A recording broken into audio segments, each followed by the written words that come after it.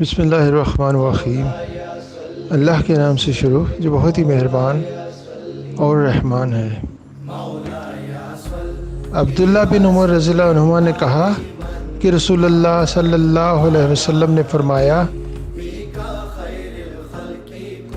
آگاہ ہو جاؤ، تم میں سے ہر ایک نگہبان ہے اور ہر ایک سے اس کی رعایا کے بارے میں سوال کیا جائے گا۔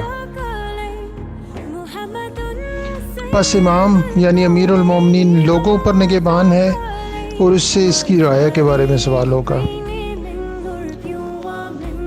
مرد اپنے گھر والوں کا نگہبان ہے اور اس سے اس کی رعایا کے بارے میں سوال ہوگا،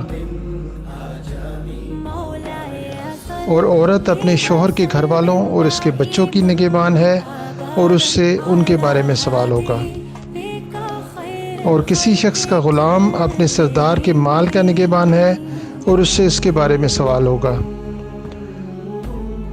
آگاہ ہو جاؤ کہ تم میں سے ہر ایک نگہبان ہے اور ہر ایک سے اس کی رعایا کے بارے میں پرسش ہوگی۔